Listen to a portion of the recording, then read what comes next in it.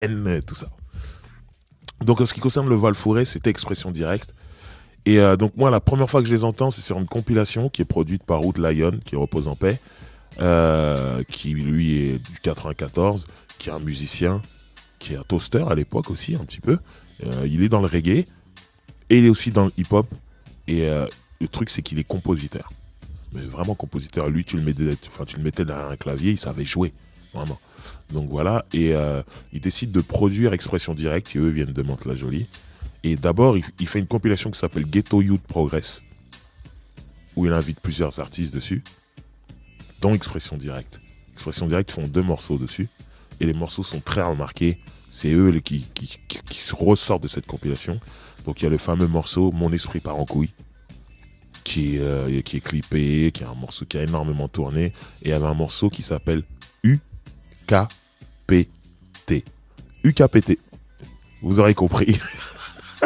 Donc voilà. C'était 2 facettes d'Expression Directe. Et pour la petite histoire autour de Mon esprit part en couille, il faut savoir que c'est le seul morceau de rap qui est joué dans le film La Haine.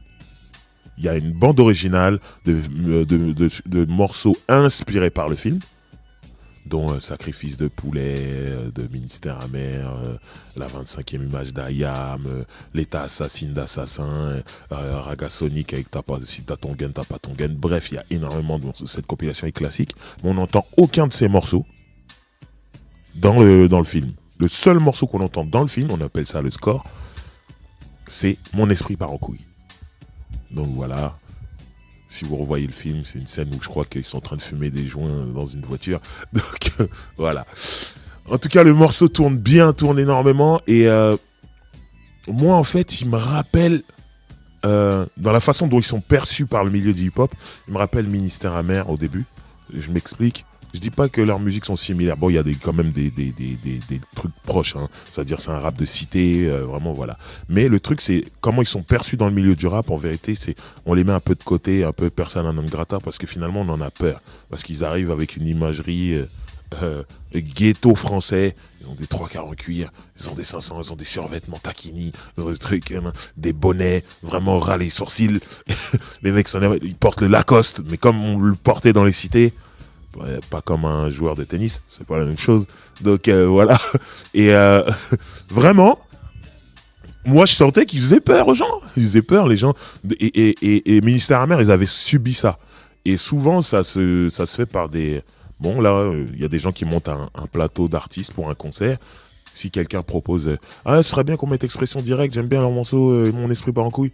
Ah non, pas eux, ils vont tout gâcher, il va y avoir des bagarres, tout ça. Donc on les mettait de côté. On les mettait de côté. Et voilà, moi je sais que eux ils ont signé en édition d'abord chez Polygram, qui allait devenir Universal un peu plus tard. Et moi aussi, à peu près à la même période, je suis arrivé un petit peu après eux. Donc du coup, moi je les ai rencontrés là-bas. Et moi j'ai vu des mecs de cité. C'est sûr que si tu vas leur casser les couilles, ils répondront. Mais j'ai pas vu les mecs les plus méchants de la Terre. En vérité, les gens se sont fait une image, ils se sont dit, ils vont tout casser. Mais le problème, c'est que quand tu dis on les met pas, parce que si on les met, ils vont tout casser, eux ressentent le truc et ça les énerve et ils commencent à être fâchés contre tous ces gens-là. Donc, je pense le milieu a un peu créé la bête.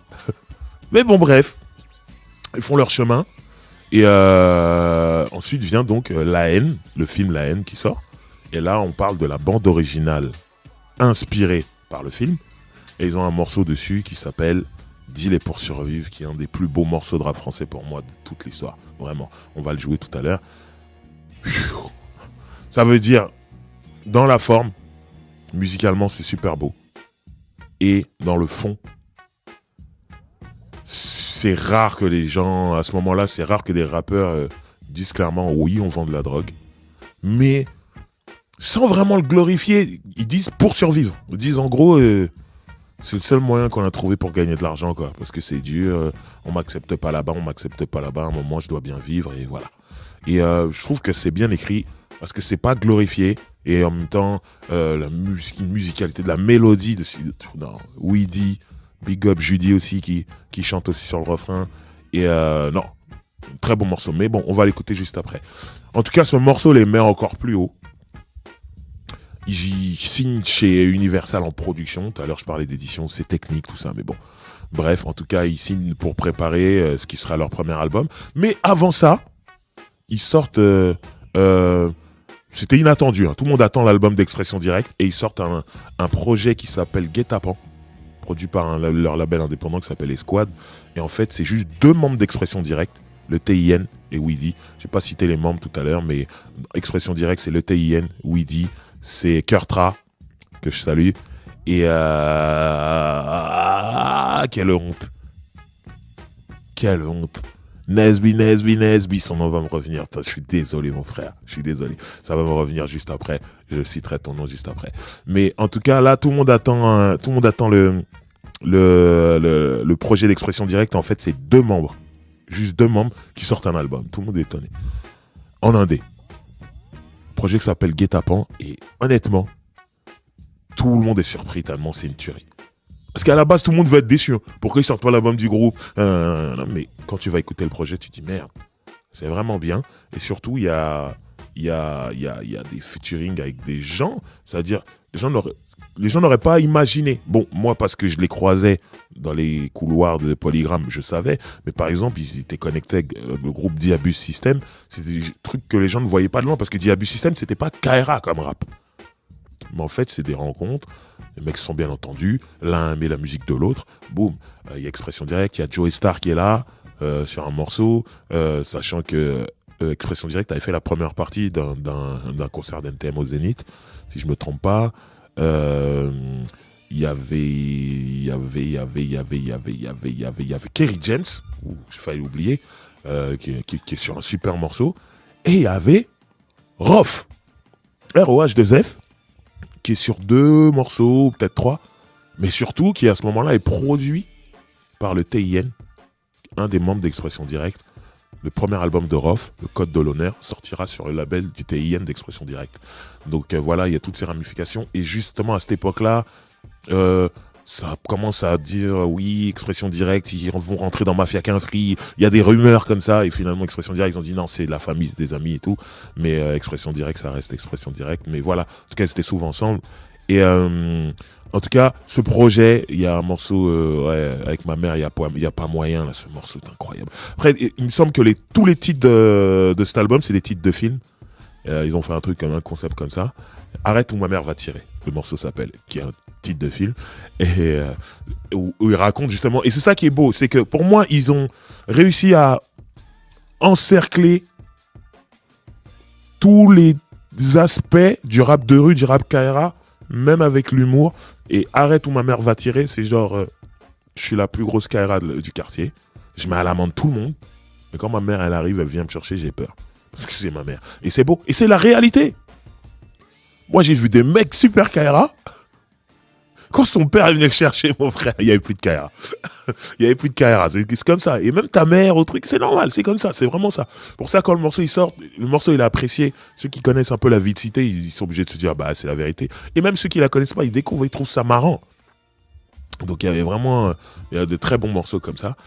Et voilà, le projet marche bien. Comme je l'ai dit juste avant, ils préparent l'album d'Expression Directe. Ils sont signés maintenant en major. Et ils se retrouvent sur la compilation L432 à faire un remix d'un morceau qui s'appelle La Roue Tourne. Je dis un remix parce que La Roue Tourne est d'abord sur le projet Guet-apens. Et ils font un remix pour la compilation L432. Et là, il arrive des problèmes, des soucis, voilà, qui vont rendre le groupe légendaire. Et je me suis dit avant de faire cette émission, est-ce que j'en parle pas? Bon, tous les gens de l'époque sont au courant, plus les histoires elles sont ressorties il y a pas longtemps, mais en vérité, je peux pas parler d'Expression Directe sans parler de cette histoire. Donc je m'excuse déjà tout de suite auprès des gens qui peuvent être gênés par cette histoire. Ce n'est pas de ma faute, mais à un moment je dois raconter parce que ça fait partie de l'histoire et surtout, c'est pas comme si les gens ne connaissaient pas. Il y a beaucoup de gens qui sont au courant de cette histoire, donc du coup si je ne le fais pas, je suis pas normal. Bon. Expression Directe, il y a un membre d'Expression Directe qui a eu une altercation avec Bustaflex, ce rappeur. J'en ai parlé un petit peu dans la spéciale 93. Non, dans la spéciale Bustaflex, clairement. Donc voilà. il s'en est pris physiquement à Bustaflex.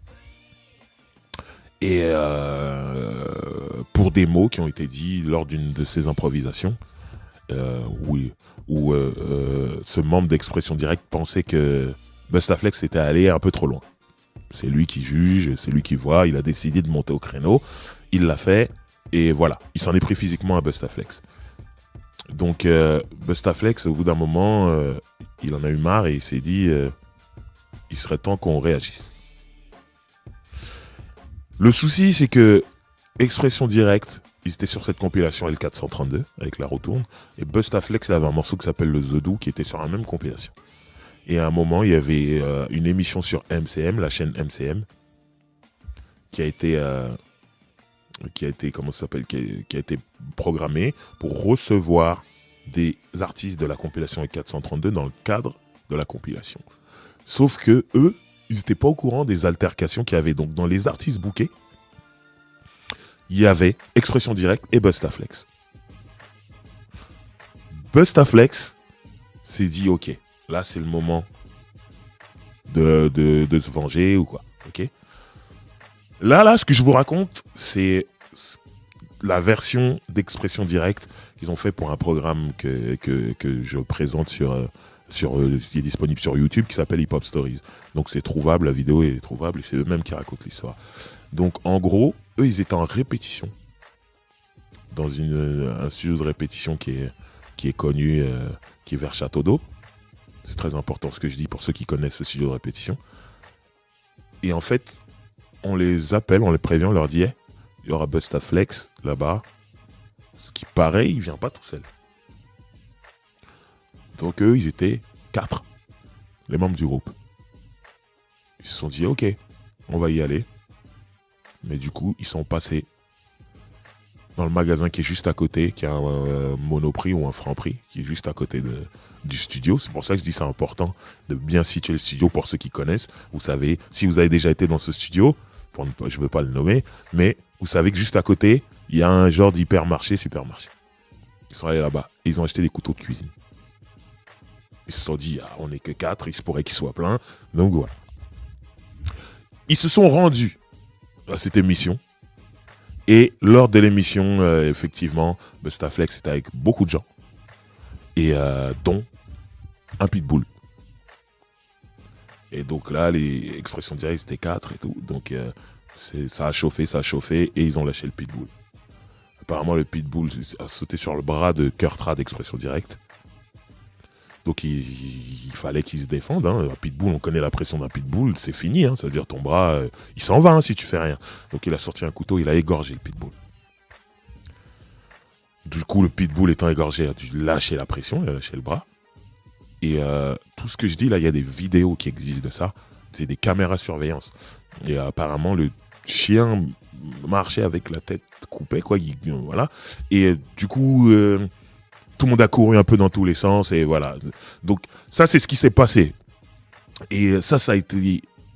C'est une histoire qui a ramené encore plus à la légende d'Expression Directe. Parce qu'Expression Directe, c'était un groupe vu KRA.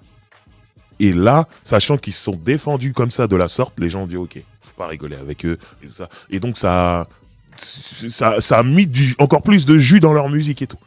Mais voilà, c'est une histoire qui était importante, qui date d'il y a plus de 20 ans. Donc c'était une histoire qui était importante et qui les a suivis pendant tout ce temps-là. Et donc voilà. Mais je tiens à dire que l'histoire, c'est bien terminé. Parce que là, il y a 1 an à peu près, ou un peu plus d'1 an, il y a eu une tournée qui s'appelle l'âge d'or du rap français, où les deux étaient programmés et se sont retrouvés sur scène ensemble au moment où Bustaflex fait son morceau Pourquoi, où justement il parle de toutes ces histoires, tous ces problèmes qu'il a eu, et eux ils apparaissent sur scène avec lui en fait, et ils ont fait la paix et tout ça, et c'est cool que ça se termine comme ça. Mais voilà, en tout cas à l'époque il y avait ça, il y avait cette histoire-là, et ça a ramené à la légende. Et vous savez très bien que les gens adorent ce genre d'histoire. Donc tout le monde disait, oh là là. Et il n'y avait pas Internet à l'époque. Aujourd'hui, avec Internet, ça aurait été fou. La vidéo, elle aurait tourné partout et tout. En tout cas, voilà.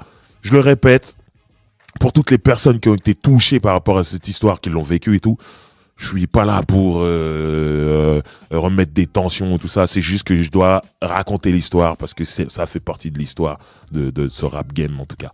Donc voilà. Ensuite, donc, arrive enfin leur premier album, Au bout du monde, si je me trompe pas. Et c'est un album, eux, ils ont toujours eu ce côté funky, ce côté mélodieux, ce côté Kissman, comme ils le disent là-bas chez eux dans le 78. Et voilà, donc on retrouve tout ça. Des textes de rue, des textes Kaira sur des musiques assez mélodieuses. Ça me parlait, hein, clairement. C'est un peu la West Coast, quoi. Hein. Et voilà, l'album était cool. Le morceau avec lequel on a ouvert l'émission est tiré de cet album-là. C'était vraiment cool. Et après ça, l'album n'a pas connu un succès énorme. Donc après ça, ils sont partis en indépendant et ils ont fait des albums en indé et ils ont fait des solos en indé. Et voilà, depuis tout à l'heure, je suis troublé. Je suis en train de chercher le nom du 4e membre d'Expression Directe. Delta, merci. N'importe quoi. Et surtout, pourquoi je voulais citer Delta, c'est parce que les gens ne savent pas que le morceau, finalement, le plus emblématique d'Ideal J, il a été produit au niveau du beatmaking par Delta. Et une autre personne dont j'ai plus le nom là tout de suite, qui m'excuse, mais je parle de Hardcore, de Ideal J. Comme Ideal J, DJ Mehdi est clairement dans Ideal J, en tout cas était, qu'il repose en paix. Tout le monde imagine que Mehdi a fait tous les sons d'Ideal J, dont Hardcore. Hardcore, il y a Delta d'Expression Directe et co-compositeur de ce morceau. Donc c'est énorme. Et donc faut lui donner aussi ce respect pour ça. Et ils ont fait des projets solo. Je me rappelle d'un projet solo de Delta avec un autocollant que je voyais partout qui s'appelle Qui balance qui. Et il avait 2 flingues comme ça de calibre. Genre, je vais vous allumer. J'adorais ça. Weedy, il a fait plusieurs albums solo. Kurtra, il a fait les Labyrinthes, le Labyrinthe 1, Labyrinthe 2. Le Labyrinthe, c'était quelque chose. Hein. Je vous le dis. Et voilà. Pour la petite histoire, Kurtra m'avait invité à être dans le Labyrinthe. Je m'en rappelle. Malheureusement, sur le jour où je devais venir, j'étais malade, tout ça. J'étais dégoûté. Il fallait que ça tombe sur moi à ce moment-là. Mais voilà, big up Kurtra, c'est un frère. Et vu que je suis dans les anecdotes quand même, je vais vous en balancer une qui me fera toujours rire sur Kurtra et sur la mentalité du Val-Fouet. Un jour, j'étais avec un pote à moi qui était mon beatmaker et mon DJ aussi à l'époque, s'appelle Nasser, big up à lui. J'étais avec mon pote Constantine, un mec de Garges. Et on était, avec Kurtra, on était au studio qui est à Porte de la Muette. J'ai des trous de mémoire aujourd'hui. Bref, on était en studio. On a passé du temps. Il faisait beau, il faisait chaud, c'était l'été, je crois. Et d'un coup, les autres, ils disent « Venons, on va à Deauville ». Qui est chaud? Ouais, moi, on est chaud. Tout le monde est chaud. Après, Kurtra, il dit, il n'y a pas de problème, on y va. Mais d'abord, je dois aller chercher un truc à Mantes-la-Jolie. Et après, on revient. Après, je reviens, ici à Porte de la Muette, et on va à Deauville. Après, tout le monde dit, OK. Et Kurtra, il dit, ouais, mais le temps que j'aille à Mantes-la-Jolie, il y en a un qui va se barrer ou quoi. Donc, je prends le driver avec moi. Comme ça, on est 2-2, et voilà, on revient et tout. Moi, je dis, OK. Donc, on part, on va au Val-Fouré. On arrive dans le quartier, super bien reçu. Dire Kurtra, il est en place, c'est son quartier, donc je suis son invité. On me met bien, voilà. Donc cool, tout se passe bien et tout. Ça dure, je sais pas, une demi-heure. Après, on repart, on va rejoindre les autres. Bon, au final, on rejoint les autres, on part même pas à Deauville. Tout le monde, des vrais trucs de petits cons de banlieue. Hein, on était chaud, on est plus chaud. Bref, quelques années plus tard. Je me retrouve à l'Élysée-Montmartre dans un concert, je crois que c'était le concert de Jadakis ou Ludacris, je sais plus. En tout cas, c'était à l'Élysée-Montmartre, c'était un concert de rap américain. Je suis en train de regarder et là, il y a des jeunes. Quand je dis jeunes, ils sont plus jeunes que moi en fait. Qui rôdent comme ça. Des Renois, ils sont en train de rôder avec un regard de loup. Ils veulent manger quelqu'un et tout. Et à un moment, ils me voient et ils me disent « Driver ?» Je dis « Ouais. » Ils disent, toi, respect, toi, t'es venu au quartier, toi. T'es venu au quartier. Je dis, quel quartier? Il me dit, on va le fourrer, t'es venu avec Rachid. Rachid, c'est Kurtra. Ouais, je dis, ouais, c'est vrai et tout. Il dit, hey, tous les rappeurs, ils ont peur de venir ici, hein. Toi, t'es venu dans notre quartier, non, respect. Je dis, ah, cool, tout, y a pas de souci. Après, je dis, ouais, Kurtra, c'est mon pote, tout ça, donc ça roule. Et là, les mecs me disent, hé, s'il y a quelqu'un qui t'embrouille ici, tu nous dis, on lui casse la gueule. Moi, j'ai dit, mais les gars, il n'y a pas d'embrouille ici, tout le monde est cool. Les gens regardent le concert, c'est quoi? Non, non, mon Dieu! S'il y a un problème, s'il y a un mec qui t'emmerde, tu nous dis, on le casse la gueule. Et j'étais mort derrière, parce que ça, c'était vraiment la mentalité de mec de cité, tout ça. C'est toujours en alerte, au cas où il y a embrouille. Toujours. Surtout quand tu sors de ta ville, t'es toujours dans un truc, au cas où, on est prêt. Donc, quand j'ai dit ça, à chaque fois, je repense à cette histoire et je me dis, non, non, c'était marrant. En tout cas, big up Kurtra, big up Mantes-la-Jolie, big up Val-Forêt, big up à Pep Cal.